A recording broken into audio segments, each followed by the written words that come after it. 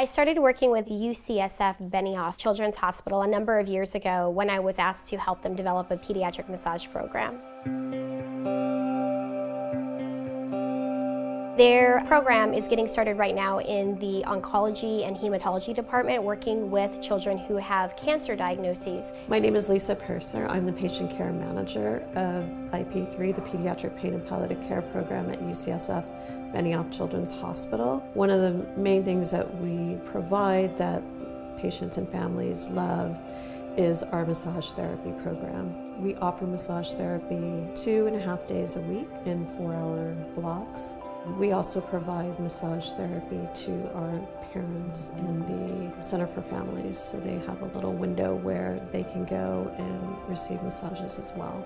The very first time that I was invited was to do an educational program so that their staff and the outside massage therapists that would be coming in would know the best way to safely and effectively treat children using massage therapy. I was looking for some kind of modeling, so Tina provided us with a modeling behavior. To have a treatment that is non-invasive, that is non-hurtful, changes the child's perspective about being in a hospital setting and allows them to see, like, okay, this is temporary, it's not all bad, and Tina really sheds this light to a population that really needs it. I've taken some alternative medicine classes during nursing school, so I'm always interested in doing this, and so the fact that the hospital sports nurse is doing it is why I figured it's a time and get trained and get certified, that way it's official.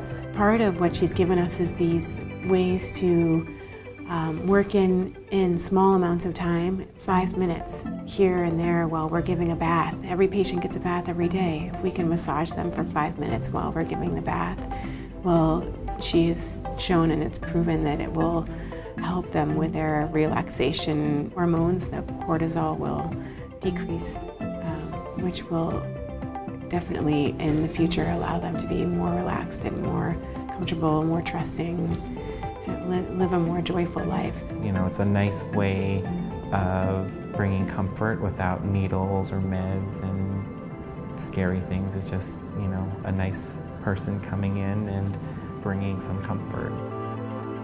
Experiencing it myself, it's real. I mean, it's the touch. It really makes a difference. Now we have begun this program and it's growing every year, where we're seeing more staff members become involved and other departments become interested. So it's starting to expand from one unit, and soon it will be hospital-wide, that they will be able to provide massage therapy to the patients, whether they're infants in the neonatal intensive care unit, to pediatric department of the PICU, the pediatric intensive care unit, even into the oncology arena, which is where we're working now. And seeing that grow is not only amazing for the parents and the patients, but also for the staff to have one more tool in their toolkit to bring comfort to these kids. We've been very thankful and grateful for Tina for really collaborating with us and dedicating time to help us grow our program. She's been extremely gracious and led us in the right direction and helped us develop our policies, procedures, and guidelines around massage therapy and acupuncture as well. She is not only a wealth of knowledge, but she's an amazing person. She realizes that there's a population of clients that have not been touched, of clients of all around the world that are just not getting the care that they need. When a hospital initially contacts me and we start discussing how we'll develop a pediatric massage program, there are a number of different steps we have to go through, because we want to make sure the program is streamlined and turnkey, and it can run long beyond my involvement. We want to make sure that it's something that the hospital knows how to utilize really well.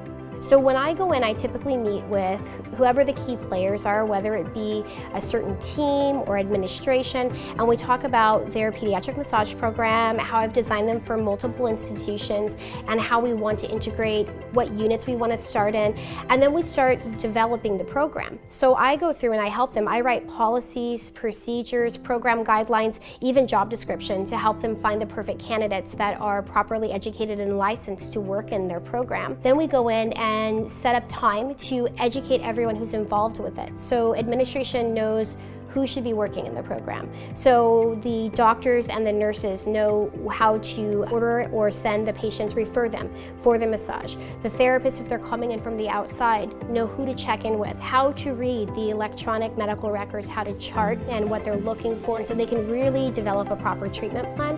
And then, of course, how to go in and treat the patients.